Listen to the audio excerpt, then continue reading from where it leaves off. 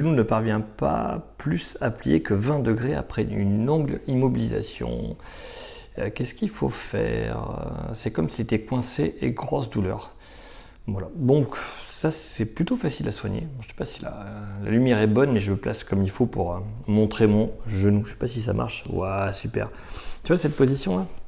Ça c'est bien ça. Il faut réussir à faire ça. Donc si tu es bloqué à 20 degrés, tu es bloqué ici. Ça c'est un problème. Donc, en faisant un point rapide pour revenir, on voit bien la lumière? Comme ça c'est mieux? Ah ouais, c'est mieux, je crois, à peu près. Moi, je fais comme je peux, c'est la lumière du jour. Donc, faisons un point rapide pour comprendre un peu qu'est-ce qui se passe. Le corps humain, il aime bouger. Voilà. Dès qu'il bouge, il entretient sa souplesse en permanence. Voilà. Si on court correctement, en utilisant la souplesse, on se muscle et on garde la souplesse. Si on a besoin de s'étirer après la course à pied, c'est que notre course n'est pas bonne, on n'entretient pas la souplesse. Eh bien, dis-toi que quand tu marches, c'est pareil. Il y a une certaine manière de marcher qui entretient la souplesse qu'on utilise. On n'a pas besoin de faire des étirements si on fait ça correctement. Et le problème de lorsqu'on reste allongé très longtemps, c'est qu'on ne bouge pas. Comme on ne bouge pas, ça ne va pas aller du tout. Et donc le corps, ce qu'il n'utilise pas, il va le fixer. Il va tout enraidir. Donc ton objectif à toi va être de regagner de la souplesse. J'imagine que si tu as été immobilisé très longtemps, c'est peut-être que tu l'as encore. Si tu l'as encore et que tu as très mal au genou et que tu n'arrives pas à plier à plus de 20 degrés, il va falloir trouver un moyen pour plier ça. Donc c'est simple. Pour être capable de plier ton genou, il faut le plier. Alors c'est bête, hein, mais c'est pas facile à faire. Donc là, tu vois, là j'ai pas, mais tu peux prendre normalement, tu vois, on tient juste comme ça là. Quand on est vraiment très raide, au début, on s'assoit contre un mur et on va tirer ici en arrière. Hop, on voit mon genou. On va tirer en arrière le genou. On va ressentir une douleur ici là. Touc. Par ici, peu importe, ça va varier. On peut être trop dessus, sur la rotule. Quand c'est très très raide, on a vraiment mal partout.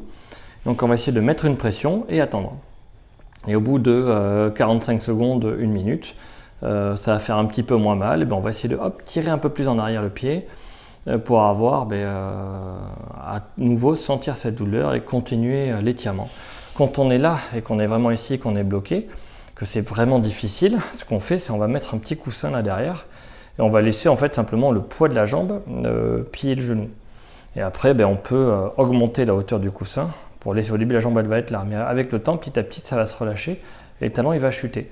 Si tu n'y arrives pas trop, tu peux même mettre quelque chose, un petit poids, une petite haltère sur le pied ou quelque chose pour t'aider pour plier. Mais il faut attention, ça va prendre du temps. Si là, je prends un truc, je le mets là-dessus, je mets un petit poids là sur mon pied, quelque chose, et hop. Sinon, tu peux prendre une ceinture pour t'aider à tirer en arrière. Avec ta ceinture, là, tu le passes là, tu tiens, et tu vas tirer en arrière ton talon.